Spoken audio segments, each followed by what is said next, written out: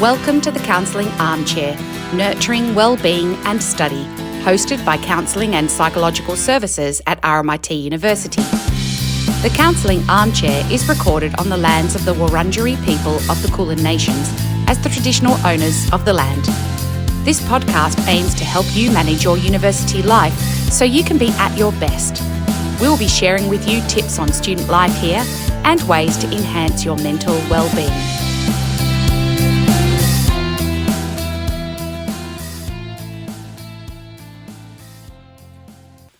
Welcome back to the Counselling Armchair, nurturing well-being and study. We're so happy you could join us today. So for today's episode, we have Megan, who's stepping in as co-host, and we're going to have a chat about the challenges of staying socially connected and dealing with feelings of loneliness. Being lonely is so common to the human experience that we've all felt that way at some time or another. Social connection can make us feel better, but modern lifestyles can also make it really hard. And then sometimes we struggle in social situations, like making small talk can feel excruciating. And then where do we go from there? And how do you move from acquaintances to friends? And even if you have friends, problems can arise to create stress and worry, and people can feel lonely even if they have friends. Well, these are the questions that our clients commonly talk to us about. And so Megan and I thought we might tackle these questions together. We're aiming to help you understand the problem of loneliness, the challenge of social connection, and to give you some of the nuts and bolts, maybe a bit of a how-to guide in terms of building friendships. And then we're going to have a look at some common friendship challenges and some ideas for overcoming them. So grab a seat in our counselling armchair and we hope that we can help you. If you're struggling with feeling lonely and disconnected, believe me, you are not alone. Megan, it's so great to have you here in the co-host chair. Welcome, welcome, welcome. Thanks, Liz. Yeah, it's great to be back. Love being in the podcast Counselling Armchair. Yes, that's right. I love it too. It's a nice big comfy chair, isn't it? And there's room for us all in here. Melissa couldn't make it today, so Megan is very kindly stepping in. So I really do appreciate that, so we could still record our episode. What we're going to do in terms of the format is we're just going to chat with each other. So Megan's going to ask me some questions as well, and I'm going to ask her some questions. So we'll just go back and forth a little bit. So I might jump in with the first question for you actually, Megan, if that's okay. We're just starting with just talking about, I guess, why social connection is so important and why loneliness is so hard. Hopefully our listeners will sort of relate to that. But we want to kind of just give you the psychological perspective on that.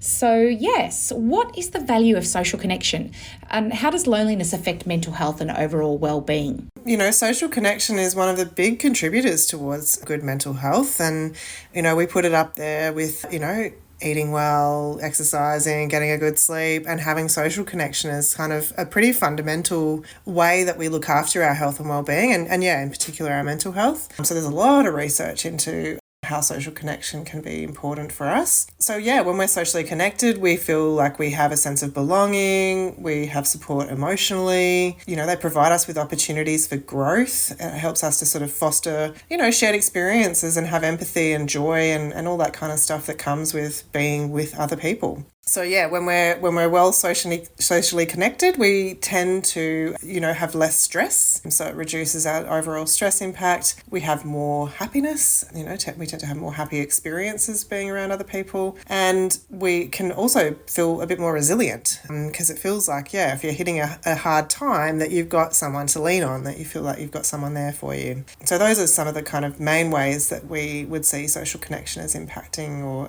contributing to good mental health and well-being.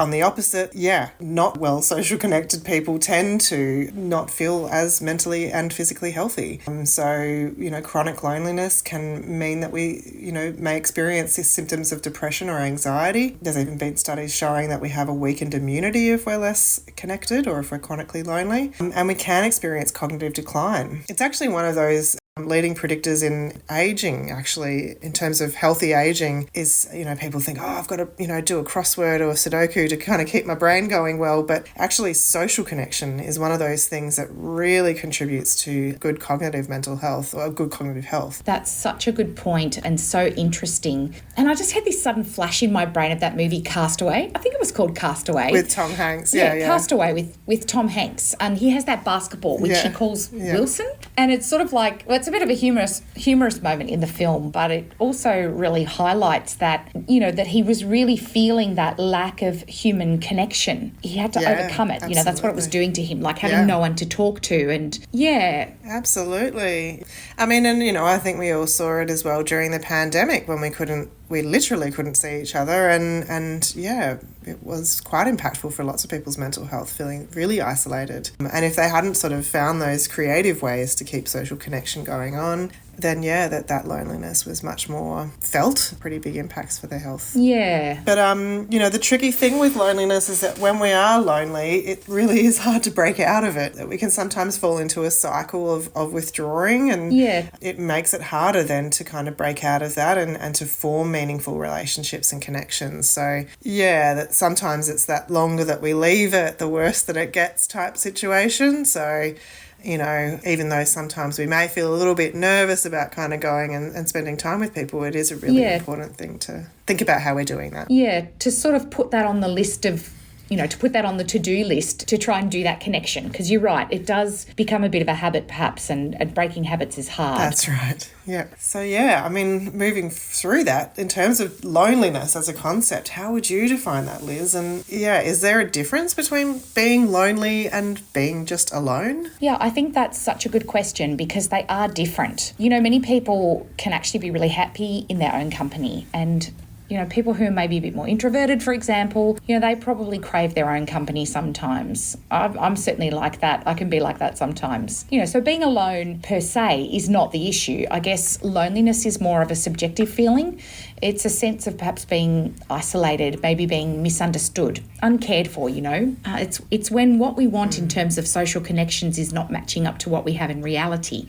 And, people talk about how it's possible to feel lonely in a big city or, in a crowd. You might be surrounded by people, but still feel lonely. And that's because it's not about, being alone. It's the fact that you feel disconnected from all these people. So you still feel lonely. So, it's good to distinguish between those two things, I think, and not to worry so much if it's like, oh, but I like being on my own. Is that bad? It's like, no, definitely not. Yeah. It's feeling lonely that's the challenge. Yeah, feeling disconnected is the challenging one that's good to work on. That sometimes alone time is really nice and recharging and really good for us. And yeah, absolutely, yeah. Yeah, being alone is not bad per se. It's more if it comes along with the loneliness that's a bit of a tricky spot. And so, Megan, do you think that there are maybe some specific life transitions or maybe experiences that people have that are more likely to trigger feelings of loneliness? Yeah, I mean, I think just life transitions generally can bring up loneliness, because often when you're making a life transition, whether it's, starting a new uni course or moving to a new town or something, you are forging ahead, aren't you, on your own. There's something about that kind of on your own journey type thing that you're doing, that you're taking a step on your own. Yeah. So, absolutely, it can trigger feelings of loneliness in that. And again, it often isn't because we're going to somewhere where we're alone. We might be going into a new uni course with 100 other students. So you're not alone at all. Yeah, if we haven't got those established social networks yet, then we can often feel pretty alone. But I mean, I think there's some of those major life transitions which, tend to be around, many of our clients at RMIT who are younger people doing a lot of these things. So they are moving to a new country or a new city. Yeah, they're undertaking a new course. Not all of their friends are coming with them to do that. It could even be that they're starting a new year of that course and they've selected different subjects than the people they kind of connected with last semester. So there might be each semester a different cohort that they're sort of introduced to. And changing jobs is another big one, I guess, that, you may have, I don't know, for whatever reason decided that your job is not sort of suiting you, and so you're going to move to something different, which could be an exciting and enjoyable experience, that you might be moving into a career that you really have been working hard towards, but it means you're leaving, your sort of little part-time casual job that's been really fun and you've worked with friends and, yes, you're happy to take on your career, but you're also leaving behind a really close social network there. Yeah, and then some of those other big transitions are specifically relationship-based, like breakups. So if we're going through a romantic breakup or Could be, you know, issues in our social groups, you know, friends moving away or falling out with friends or something like that. And then there's, you know, the sort of heavier things like losing a loved one, so through death. And then the other bigger things like, you know, major changes like graduating or becoming a parent. Those kinds of milestones as well can bring up those feelings of loneliness, because it is that stepping into the unknown and often on our own, and big change. Yeah, I really noticed it when I became a parent. Yeah, I must admit, because, you know, I went from having my job as a psychologist and I knew who I was and what I was doing, and then all of a sudden I was just at home with this little baby who didn't have any conversations with me, and you know, it's like I started to feel really far away from my work, friends, people that hadn't had kids, and I hadn't yet connected with other mums, which I did do subsequently, and that was really helpful. But it's not something you typically think of as something that can make you feel lonely, but it can. Yeah, absolutely. Like you said, there's something about a shift of identity, isn't it? That rather than, you know, moving from being not a parent to a parent is a huge identity shift. And I think it's the same, isn't it, for lots of those things, that we're changing our identity when we're, stepping out of uni, graduating and taking on a new career, or breaking up a relationship that we might have been in for the last couple of years. You know, those are huge kind of identity shifts. Yeah. And I think relationship breakups are tricky, because oftentimes you have friends that you share with each other, and, you know, depending on the nature of the breakup, they might not come with you. You know, they might go with your ex-partner and have a continued relationship with them rather than with you, and that can be really painful. All of a sudden, you know, people that you've been used to relying on are just not there for you anymore. Yeah. So it's not just your partner, right? You break up with, you know, the whole collection. Yeah. I remember a client telling me about how, you know, like it wasn't like they just felt like they broke up with the partner. Yeah. They also broke up with the partner's family.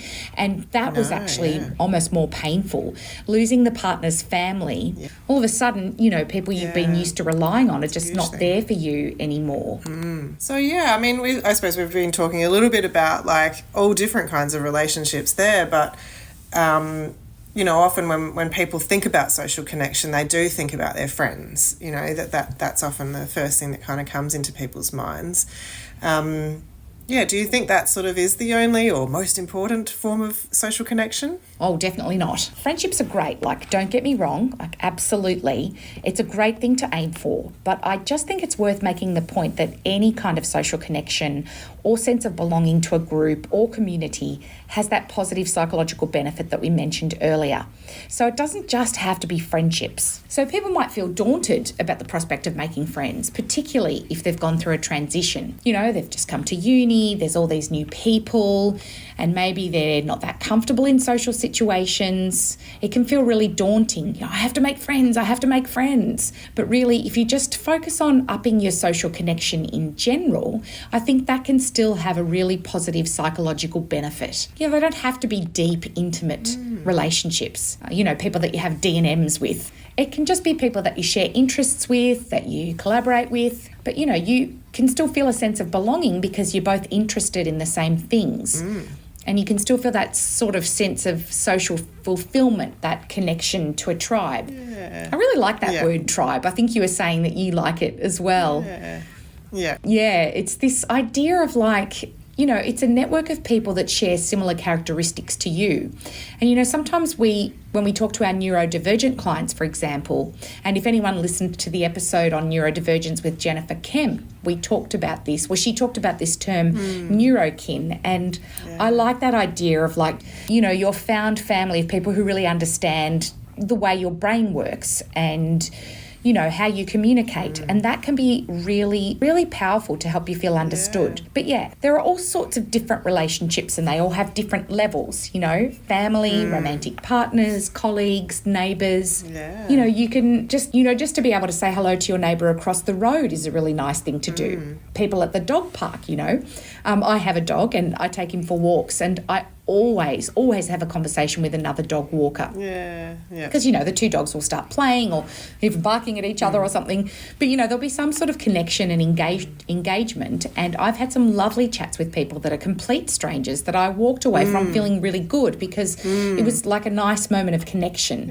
I might never see them again, and that's okay too. Yeah, that's right.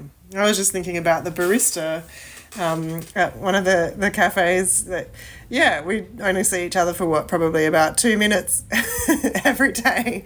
But it's always like a bit of a funny, story or a joke or something, some little bright interaction that, it's a lovely social interaction. We're obviously not best friends, but it's a really nice little connection. And I reckon when they know your order and they go, yes, you're going to have a chai latte, right? And then you're like, well, you feel seen, you feel known. That's right. You feel connected to. That's when you feel connected, even though it's such a small thing. Yeah. So it does add value. Absolutely. So I think, if you're worried about building connections, I think start modest and small, Yeah. with things that are a bit easier to work on. Your barista or your neighbourhood dog walker or, whatever. Yep. Pick your neighbour rather than feeling like you have to make friends that are people that are going to be, I don't know, like the bridesmaid at your wedding or best man at your wedding or whatever. Just give it time. So I was thinking maybe we should sort of move into that. So I was thinking maybe we should sort of move into that a little bit. Just the nuts and bolts of making friends, because it isn't something we often talk about. It's like we all expect that we should somehow know, kind of by osmosis, that just we absorb an awareness of how to make friends, because many of us do make friends like through primary school or, growing up, that kind of thing. These people that we've always been around, we don't really remember what the process was like. So when you're forming new friendships, we don't always know how to go about it, right? So I thought it might be helpful for us to talk about that. Yeah. What would you say would be some practical strategies? So we've got someone that's maybe a student, an RMIT student, and it's the beginning of the year. Maybe they're feeling a bit disconnected and isolated. They want to start building some meaningful social connections. What would you suggest are some practical strategies they could try out? Yeah, well, it's a really good point, and I think you alluded to the answer there, Liz, that it's often over time. I think that's how people become our friends, is over time. Yes. We became close friends with our primary school friends because through sheer repetition. we saw them every day. And so every day you're seeing the same people, you're eventually going to connect, that they're going to learn things about you, you're going to learn things about them. And eventually you are friends. And so the same principles work as adults. It's just weirder and differenter because we're often, uni is a good example that often you are forced kind of to see the same people on a very regular basis if you're going to class, which is a big sort of, hot tip. Yes, challenge for some. Yeah. Go to class. Hot tip, go to class. Not just for the academic side of things, but also for the connecting socially side of things. That's right. So, that if you're coming to uni at RMIT and wanting to try and make some new friends, I would encourage you to go to things regularly. Absolutely. And it's, you're not going to walk into class on the first day of uni and make a best friend, but you may find someone that, looks a little bit lost like you look lost, and you can then help each other find the right room, or, and you have a nice interaction that went well, and then maybe next class you follow up and say, hey, how's your week been? And I think it's sort of seeing that repetition that over time, after, several weeks of class, you will eventually find yourself feeling a bit closer and a bit more connected to that person, but it's unlikely to happen on the first interaction. Absolutely. And so having that patience, right? Yes. Just to allow it to evolve more naturally, more slowly, without feeling like you have to rush it or get to a certain point by a certain time or whatever. But it's just that creating these opportunities to be together and slowly revealing more about each other to one another, having more conversations. I think I can recall a friend that I made at uni was literally just because we happened to sit next to each other in class, and we just got chatting, and then the next class we went, I know you. And she goes, I know you. And so we sat next to each other because we were familiar people in this big sea of, 400 psychology first year students. And then our friendship just sort of evolved from there. So maybe the tip is just to be brave enough to kind of say hello in the first place, Yeah, that's a really good point, is that, like you said, if you're sitting next to somebody, it might be just saying, hey, how are you? Or what do you think of this course? Are you excited? Or, I guess as what we're talking about there is small talk, and I think we'll probably move on to that a little bit more as we move through. But there is something about just beginning an interaction, and it doesn't matter if it doesn't turn into like, your best friend for life. It's more just, let's start and see, maybe I will connect to this person or maybe I won't. But I do need to start somewhere, and this might be a good beginning point, is the person next to me. Go the convenient option. Yeah. I remember telling a client once to go in and just find the person that looked like the nicest one in the room. Like, maybe that person was making a bit of eye contact or just looking a bit approachable or something. Or, when you just look at some people, you go, oh, yeah, you look like my kind of person. Like, I don't know, maybe they've got similar fashion sense or there's something about them that you connect with or that sort of thing. And so she did. And she actually, like we said before, that person, may not become your best friend, but actually in this case, that person did become quite a long-term friend for her. And that just came from really her having that courage to go out and say, hey, can I sit here? And introducing herself, to the other person. Yeah. And that's what sparked it all off. So, I think that's a good point. Yeah, so starting somewhere. I think the other thing is, if it's not at uni, because like we talked about, uni sort of forces you to be in connection with other people. But, work is something that also does that too. And people will, find over time at work, they'll connect with certain people in their, in their job and not others. But it might be also pursuing stuff that you're interested in to then see if you can find people there. So that's it. Like at RMIT, there's lots of different clubs or activities that people can get involved with. And so if you're pursuing something that is your interest, if you really like, I don't know, gaming, then you might go to the gaming club and join that, and you then end up having a conversation with a couple of people that you realise, oh yeah, we both really like that game or that movie, or arrange. You might arrange to then play games outside of that time. And I suppose that, in all of this, it is taking a bit of a leap of faith. So we do need to be a little bit vulnerable, that, and vulnerability is often pretty scary. Nobody really likes it, but it is that, I guess, low risk sort of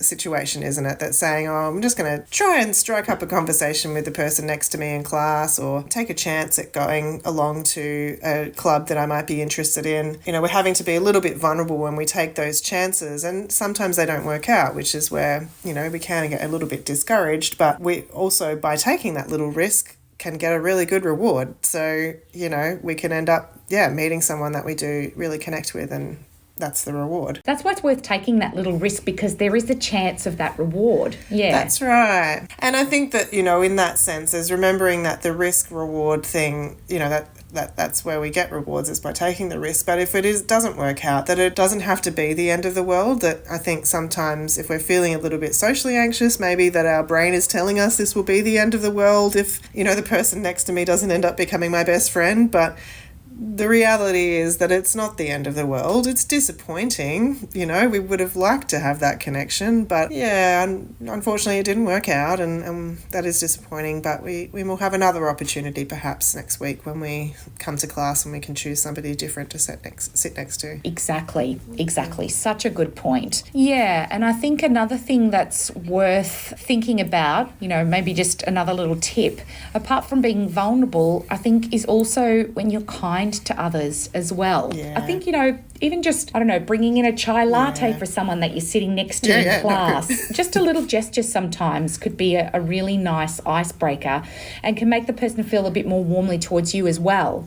Not that I'm saying you have to buy people stuff and all this. Might be the offer, isn't it? That that you're saying, hey, I'm going to go grab a coffee. Do you want me to get you one? Yeah, that's a way of demonstrating some kindness. Yeah, exactly. Even if the person doesn't take you up on it, they may, like you said, feel warmly towards you because you offered. Yeah. So I reckon that's a good little tip. Yeah. Yeah. I think so too. Kindness goes a long way. Goes a long way. A long, long way. And interesting, it's also a correlate of happiness, just as a little bit of a sidebar. But kindness is one of the things that the research into happiness has shown is something that people practice regularly, both towards themselves and towards others, and it increases their well-being. So it's also good from that perspective. It ticks that happiness box a little bit too. Absolutely. Yeah, I suppose we talked a little bit about some of those locations to meet people, but have you got any other hot tips, Liz, where else we could find our tribe? Yes, that's always the question, isn't it? Where do we go? Where do we find them? So I often recommend Meetup, which is a website where there are people who post groups that are based around interests, or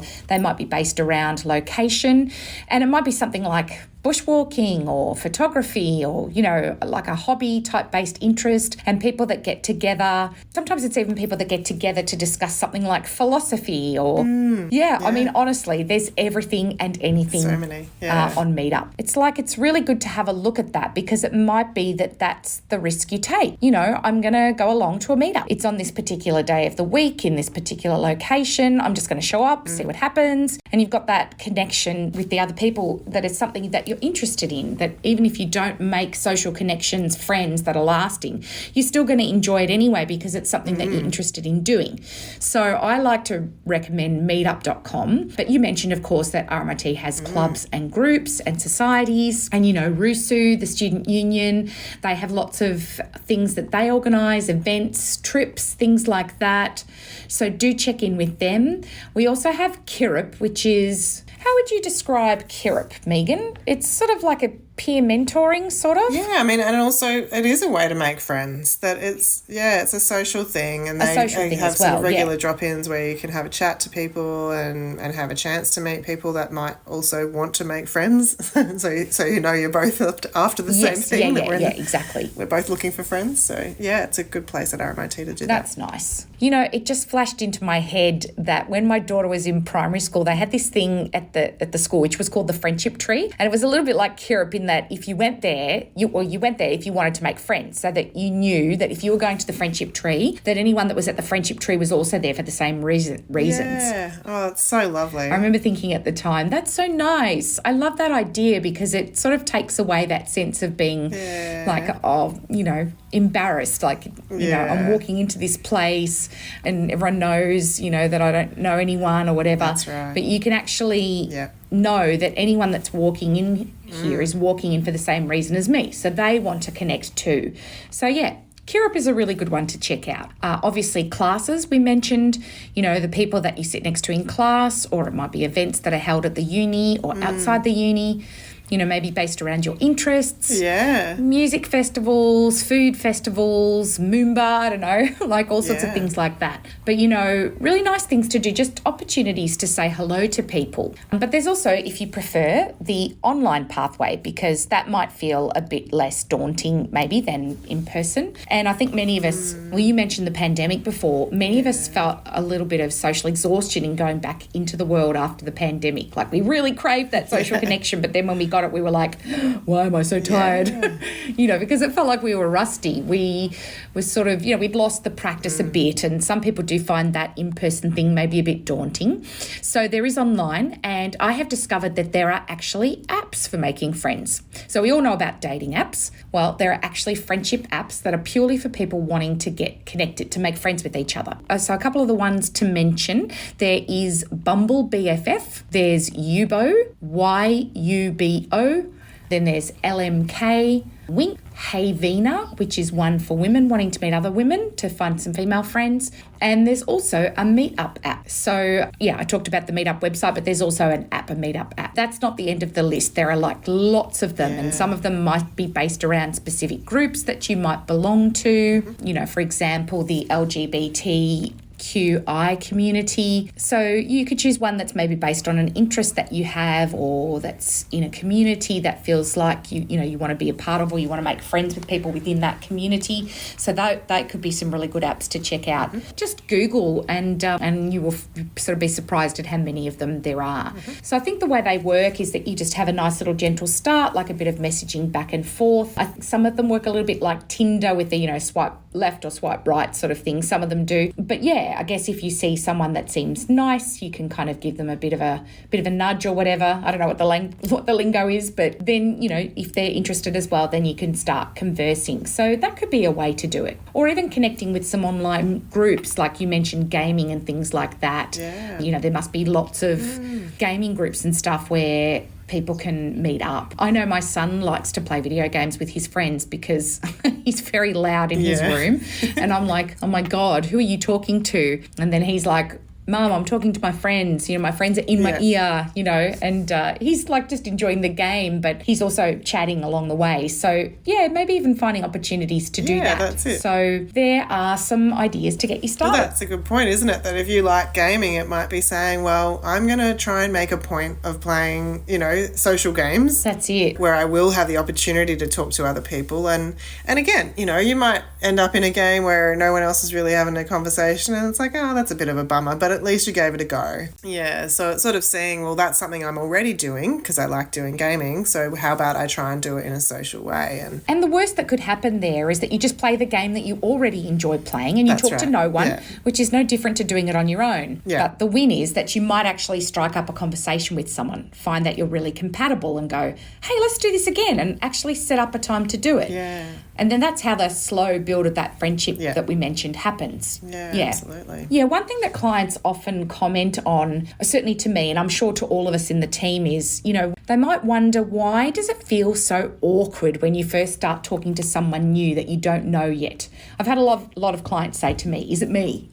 Is it me? Is the fact that it's awkward down to me? Like, is there something about me that I find this really hard? What do you think, Megan? I think it's the situation. It is awkward meeting new people because we don't know them and they don't know us. And, a lot of our social interactions when we're friends with someone is based off shared understanding. We know each other. Yeah, you've got somewhere to pick up from that you can talk about. Oh, I saw you last weekend, blah, blah, blah. Yeah, exactly. Whereas if you've never met someone before, we've got no reference of what's going on apart from what we see. Like, it might be like, well, you're in class with me, so you're obviously studying the same course. So, yeah, we don't really have a lot else to talk about apart from what maybe we do know about the other person, is that they're in the same place as me right now. So it's inherently awkward, I think. No matter if you are a social butterfly or not, I think everyone finds it a little bit awkward. And I think that's really important to remember, that it's not you, it's the situation. Yeah, it's the situation. Yeah. So, yeah, and it takes us a while to feel comfortable that,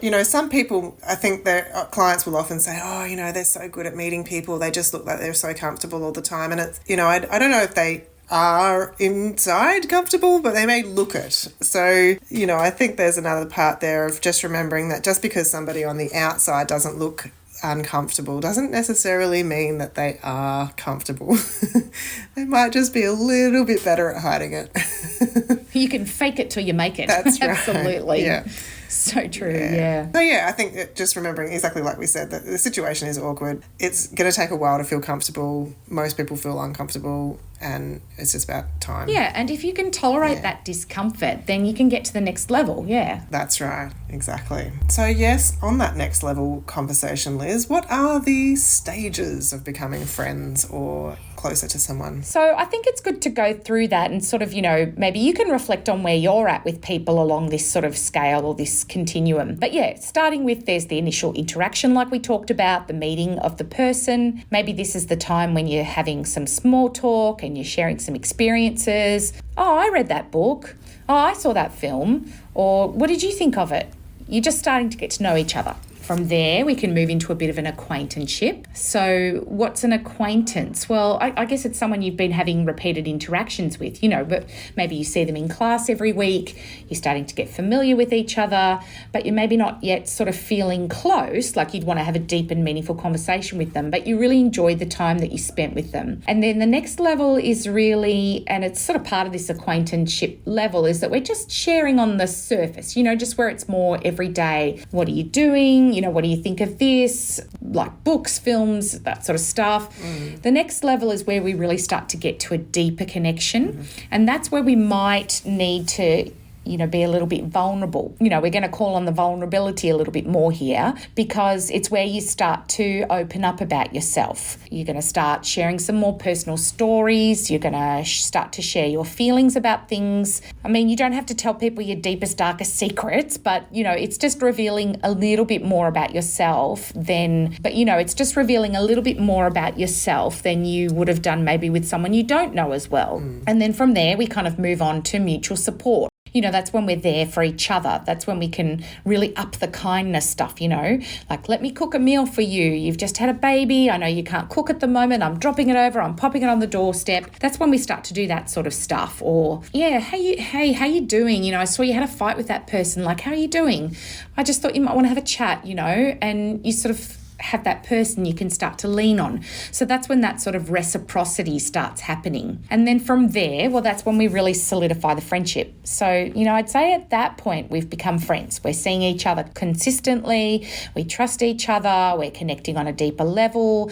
We're connecting emotionally. And we start to feel like, yeah, this is someone I could see as being in my inner circle, someone that I'm close to. Yeah. Yeah, no, that's lovely how you put it like that. Because I often talk about circles of friendship, that because some people think that everyone's supposed to be the inner person, like the inner circle person, and it's like, nah, we probably only have 2 or 3 people in that really in a circle that those stages that you've stepped out, we're often, the further back that you go, we've got more people, that lots and lots of people we've had sort of an initial interaction with, slightly less, but still a lot of people we've got acquaintances.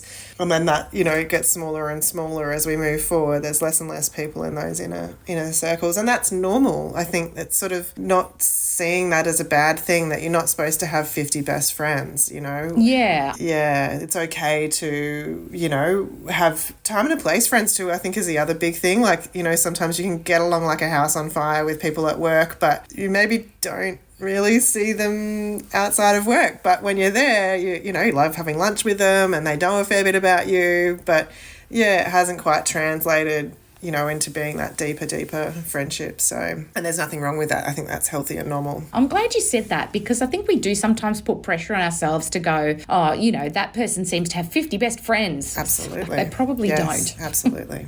Probably what you're observing is 50 acquaintances, and maybe they've only got 2 or 3 really best friends. Yeah. So we've talked about that move from acquaintanceship to friendship. And apart from the process of how you do it, which we sort of went through the nuts and bolts a little bit there, but how do you tell if someone is interested in getting closer to you? Yeah, I mean, I think that's a really tricky thing sometimes to kind of understand or to know. I think it is time, like we keep coming back to that. That's a really big factor, that the more we've seen someone and that they've demonstrating that they want to interact with us, that, that's sort of a clue, isn't it? And also that we want to interact with them. So, that you're also feeling like you would like to talk to them more. Yeah. And then I think it's sort of then, it might be suggesting to take that connection outside of the space. Like we said, your work friends, you might suggest to them on the weekend, hey, do you want to go for a movie? Or, I was going to go catch this play or something. Yeah, maybe I'll go with you to that. So it might be then trying to bridge that gap between the place that you regularly see them and, suggesting an outside interaction. Yeah, I mean, the other big word I think that you were saying earlier that's really, really important and a good indicator if somebody wants to sort of become a closer friend is the reciprocity, that you are maybe expressing interest in their life and they are in turn expressing interest in your life. So I think when things feel reciprocal, then there's a good indication that this person and me are probably going to connect. So it's not just one-way traffic, that I'm always just asking them about how their day is or whatever. They are also asking me. So yeah, reciprocity is a good sign. And then like you were saying, I think vulnerability, it's a big thing, for all relationships really. But yeah, I think it's a gradual process, I guess, is the other sort of thing to think about. Like you stepped out in those stages is just, we start maybe sharing a little bit more about ourselves each time, that rather than sort of sitting someone down and going, hey, I really like you, here's my life story. We maybe start to share a little bit more at a time. And little crumbs and a little bit more each time, but not the whole... Yeah. Not the whole loaf of bread. Yeah. That's right. And there's nothing, like some people, are a little bit worried about that, but I don't think there's anything wrong with it. I think it's a way of helping to ease the vulnerability. We're making ourselves feel safe to be vulnerable when we do that. Because, sort of opening the floodgates and trying to tell everything, that's very vulnerable and can feel very unsafe. So we want to feel safe when we're trying to make friendships, and I guess that's sort of that little bits at a time is a way of helping us to feel safe to do that. Yes, yep. Yeah, and I suppose, boundaries is the other big thing that kind of comes up when we're making friendships that, being respectful of each other's boundaries is a really good indicator that someone could be a good friend. So that, when you've said, oh, hey, I just don't have time to hang out after class today because I've got to run to work, and then the person's like, oh, I just need to ask you one more question, just one more question, just one more question. And, they're not respecting your boundaries. So that, that's an indicator. It doesn't mean we have to blacklist that person, but I think it is important to notice when people are listening to our boundaries, and just as equally that it's important for us to listen to their boundaries too, that if they're saying, hey, not free to catch up tonight, and we are able to kind of go, cool, no worries, I'll see you at class tomorrow, and not take that personally, to just recognise that person has something else going on. They've needed to set a boundary, and that's okay. And yeah, so I think that's that reciprocity, and just sort of a bit of a different form there, where we're able to respect and recognise each other's boundaries. So what about the more nuts and bolts, Liz? How do you know, how to start a conversation? How do you even do that? And have you got any other hot tips around conversations? Yeah, I love this. I love giving conversation tips. Excellent. Because my big hot tip is always to ask open-ended questions. So what I mean by that is questions that you can't just answer with one word. So, we've often got the typical one that we do when we meet someone, that we know or whatever. We're like, hi, how are you? And then, that question is really designed in a way for just a one-word answer. Good. And oftentimes, we do it so automatically. We're like, hi, how are you? Good. How are you? Good. Yeah. And then we move on. We don't even really maybe pay attention to the answer to that question. It's just such a habit. But questions that are open, that would be like my big hot tip. Just try to reframe the question so it's a bit more open. Like things like, what do you enjoy doing in your free time is going to be a more open question than how are you? And, be curious about the other person, within respectful boundaries. Like, let's not go straight to the most intimate topics or politics or sport or whatever things that can be a bit contentious to begin with. Yeah. Let's start with just, some simple things. But don't be afraid to be curious and ask questions. You can give compliments to the person. I really like that shirt, or that colour looks beautiful on you, or, oh, your hair looks amazing today, or something like that. Maybe when you're in a situation that you're both in, like at a party, for example, like, well, what do you think of the party? Or how do you know the host? And what do you think of this speech we're listening to? That kind of thing. These are the sort of conversation openers, right, that you can ask. And then I think to keep it going is to start to share some similar stories. So that's when you get that bouncing back and forth, right? And I would always say to people, the tip I always give is always elaborate when you're asked a question. Sometimes people ask open questions, but the respondent only gives a closed answer. And if you give a closed answer, there's nowhere to go. You've got to give some hooks to the other person so that, things that they can hook onto so that they know what to ask about next. So you can get that back and forth in the dialogue. So I think if you elaborate, you give them more things that they can follow up on, that they can then ask about, and it keeps the conversation flow going. The other thing I would say is to use good listening skills. So this is something we learn, right, as psychologists, how to do good listening. People go, well, you got ears, but it's not just hearing. Listening is a different skill. And the kinds of things that we do when we're listening well is we're making eye contact, we're nodding, we're maybe making some sounds like, yeah, those sorts of things. It shows that you're paying attention. We're also not interrupting. We're letting the other person finish speaking before we say something. And maybe we're going to ask some clarifying questions. So what happened with that again? Or what did he say to you? Or something like that, so that you're understanding what the other person's saying. And then maybe you could even try paraphrasing a little bit. So we might say something like, oh, it sounds like that was a really awful experience. Using that term, it sounds like, to then sort of, I guess, repeat back to them what they've told you, maybe in a slightly different way. It shows that you're listening. So, and also try to listen without judgment. Try to be present. Try to avoid being distracted. There's nothing worse when you're engaging with someone in a party situation and they're looking over your shoulder for someone else to talk to. Or their phone.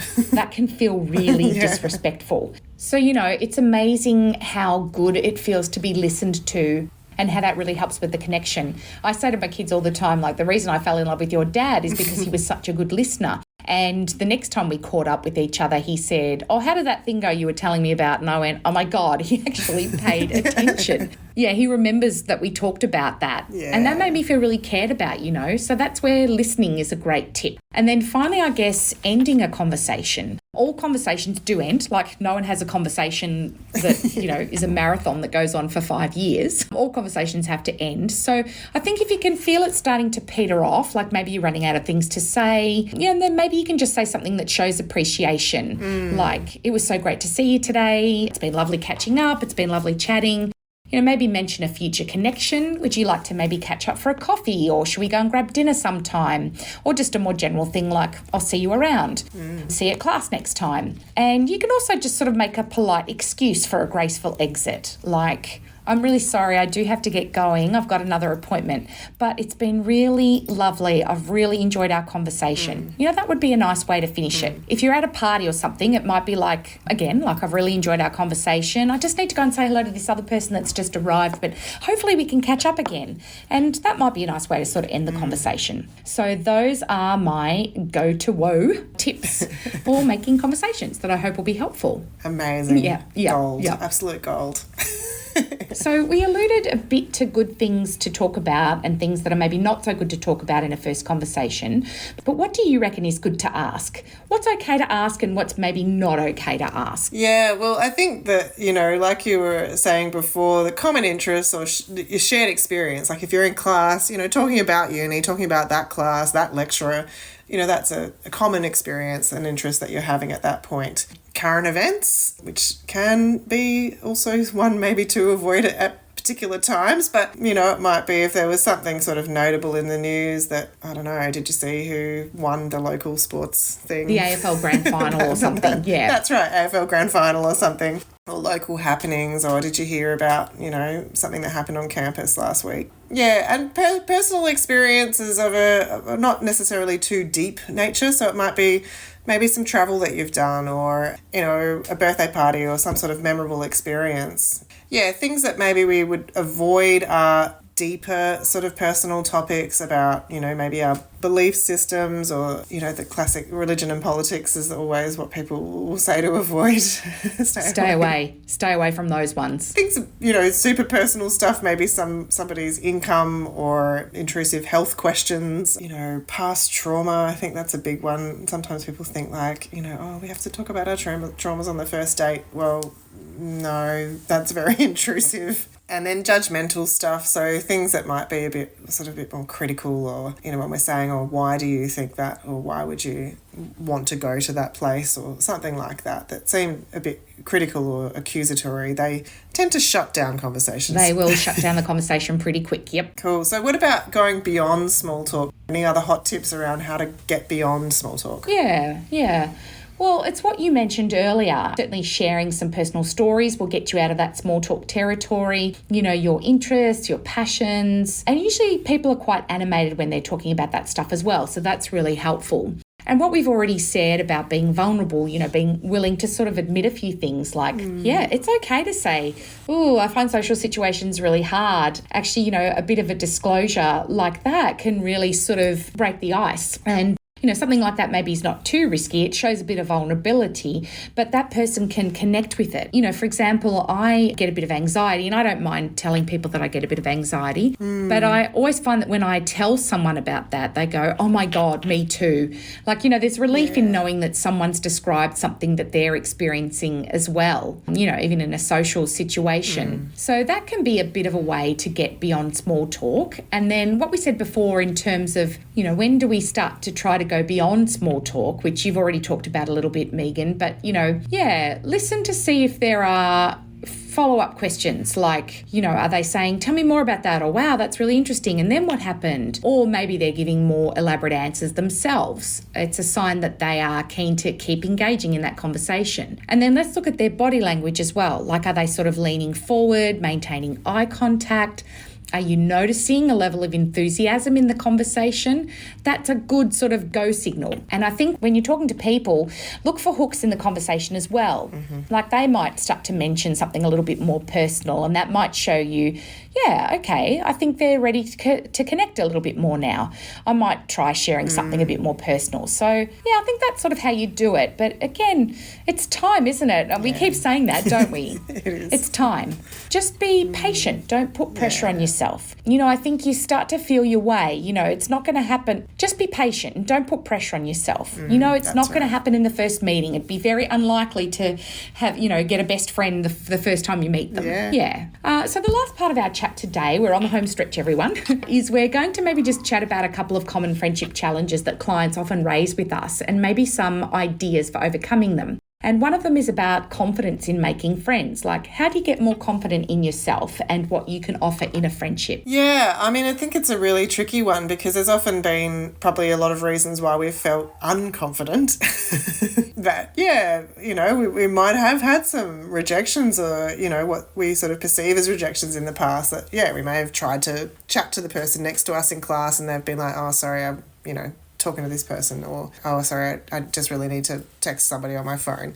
So we may have had those sorts of, sometimes those little rejections that make us feel like, it's hard to make or strike up a conversation. We may have had more extreme experiences of bullying and things like that in our past. We may be, managing social anxiety, which obviously is going to make us not feel very confident. Or, if we struggle with lower self-esteem, or even, sometimes when people are a bit more introverted, it takes a bit more energy and a bit more effort to kind of feel confident to start a friendship. So how do we build it up? We want to be patient and, compassionate towards ourselves and know that it's tricky to do this stuff, to be compassionate when something doesn't work out. So if we do have that moment where we've tried to talk to someone next to us and they've sort of brushed us off or something, that we're compassionate. It's like, it's not our fault. It might actually be that they're just busy or whatever. We want to sort of reflect on our strengths and things that we are good at. So, it might be knowing that I'm better in a one-on-one situation, that I find the group social stuff tricky. So I'm going to attempt to try one-on-one situations where I get the opportunity to sort of feel a bit more comfortable and confident. So, starting with smaller social interactions or those lower risk types of social interactions. It's knowing ourselves as well in terms of what we're good at. Like, I'm good at listening. So, knowing that that's a thing that you can bring into a social interaction is that you will be really interested in the other person's, what they're having to say. So, remembering and affirming yourself in that way. I like that. I guess the other big thing that people often find, Liz, is that, in our busy world, there isn't a lot of time for our friends. There's often a few of those memes floating around like, oh, sorry, I'm not going to be able to see you next weekend. I'll try and catch up with you in November. That we often don't have a lot of time. Yes, exactly. Yeah, and sometimes it can also feel a bit like we might be the only one making the effort, which is not a nice feeling either. So, how do you manage those situations, Liz? What do we do? Yeah, I reckon a diary is your best friend, Well, I like scheduling. Scheduling things with people allows you to not have to make a huge effort to stay connected. Yeah, it could just be like a quick text or something like that. And, maybe you have to send 3 texts before they respond. Doesn't mean they don't like you. It is a bit of a side effect of a busy life. And, I've sometimes missed texts from friends where I've read it and I've gone, oh, I really want to respond to that, but I haven't got time right now. I'll do it later. But then it gets pushed down the list of texts and I don't go back to it until a few days later and I'm like, oh no, oh my God, I'm so sorry. It's not that I don't care. It's just life. So try to plan ahead. Be flexible as well. Maybe have a backup plan. Maybe have about 3 dates. Is one of these 3 dates going to work for you?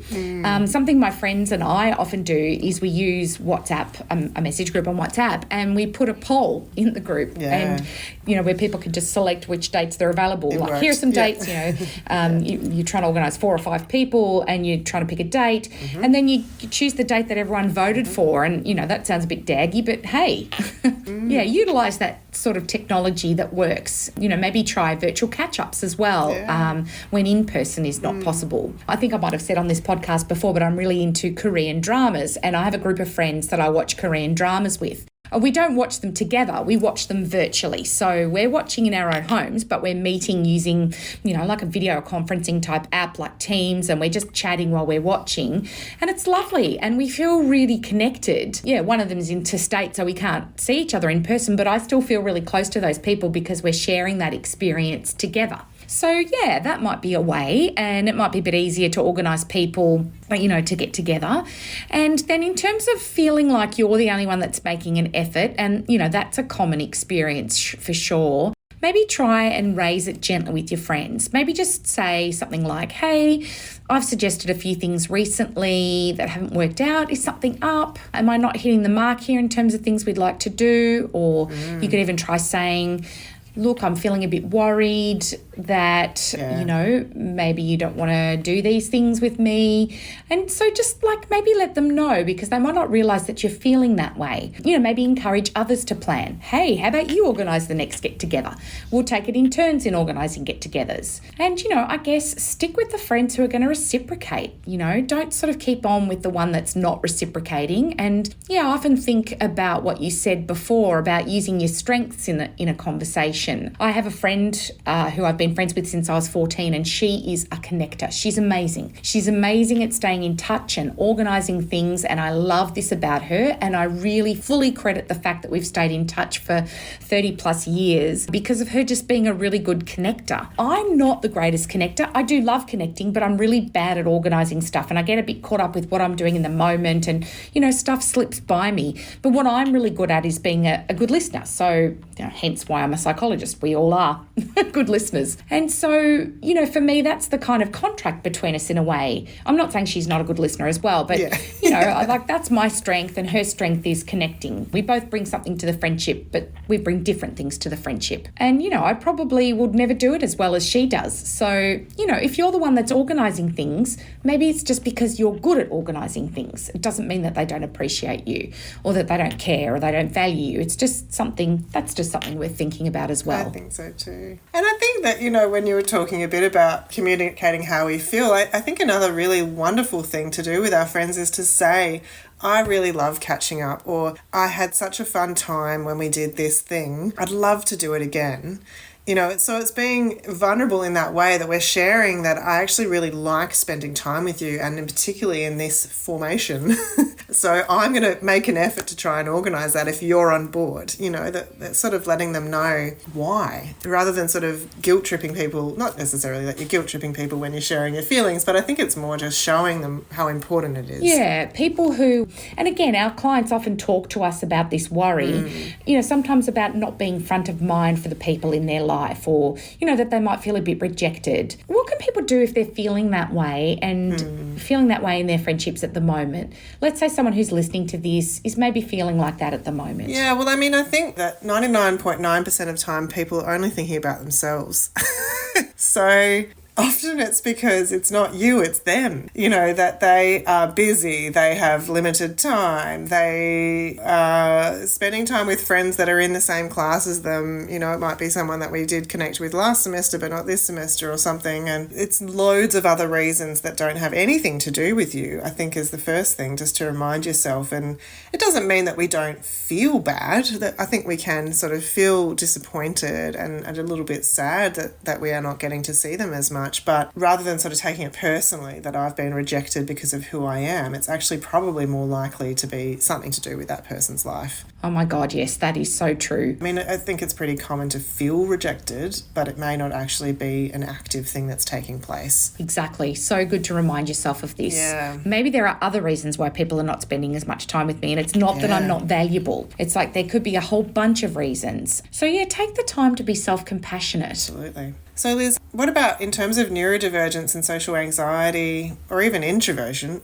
how do those sorts of things impact on making friends? Yeah, they do. They do impact on making friends. it might be things like social preferences. So like we've talked about how introverts often do prefer smaller group settings, quieter activities rather than large social gatherings. Maybe it's the communication style. Perhaps people who are neurodivergent might have a different style. Maybe they're a bit more direct in their communication, and, other people may be not as compatible with them, and it might cause some challenges. So that can have an impact. And then social anxiety might be, that's where you worry a lot about what other people think of you, and worried about being sort of evaluated negatively in social situations. And so you might be therefore too scared to be vulnerable, too scared to start that conversation. And so we stay isolated. And then, there's the thing you mentioned before about introverts is energy management. Sometimes they just need more time alone to recharge, and they just don't need as much social interaction as someone that's a bit more extroverted. And that is perfectly okay. You're perfectly normal if that's you. You don't need to be going to parties every single day. So I just think,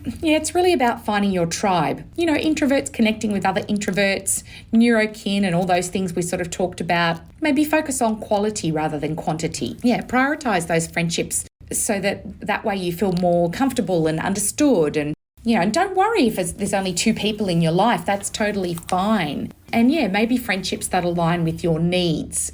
People that are kind of bringing you what you need in that moment. And I mentioned that, I love K-dramas, but another thing that is another passion of mine is that I do theatre, and I have a lot of theatre friends. And, when I'm with them and I'm wanting to go to theatre or, go and see plays or whatever, that's something I'll do with my theatre friends, but I might not see them at other times.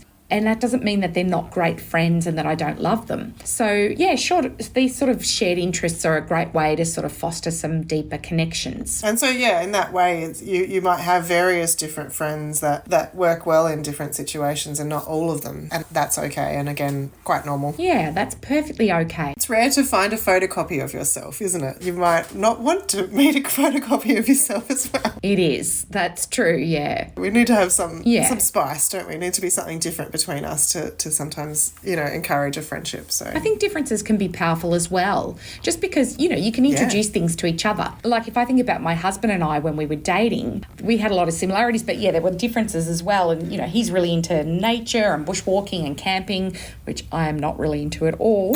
And I'm into like theatre and culture and, he likes those things too, but he hadn't gone very much. But we sort of shared that with each other. And I went camping for the first time. I didn't like it, but I tried it.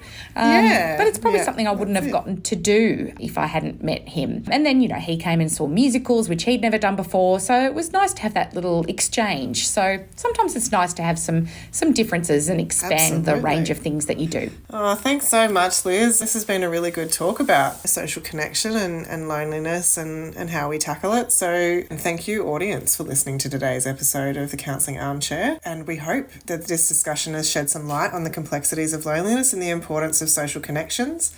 Remember, it's perfectly okay to seek out smaller and more meaningful friendships that resonate with you. We don't have to have 50 best friends. As we've explored today, building and maintaining friendships can take time, most of all, and a bit of effort, but it's an essential part of our well-being. So it's as important as making sure you get a good night's sleep. So whether you're navigating the tricky waters of small talk or feeling uncertain about your social circle, know that it's a shared experience and there's lots of ways to foster those connections. So if you found today's episode helpful, please consider sharing it with someone who might benefit, and don't forget to subscribe for more conversations about nurturing your mental health and fostering meaningful connections. So until next time, take care and be kind to yourself, and remember, you're not alone in this journey. Thanks for joining us today on the Counselling Armchair, Nurturing Wellbeing and Study. We hope you enjoyed today's episode and learned a useful thing or two. Have a great week, and just remember that life can be amazing. See you next time. Isn't life so amazing? Sometimes it can get crazy, but hey, that's okay. We've got another day to make mistakes and say sorry. There's no sense in our worry, 'cause all we can do is try our best to make it through with love.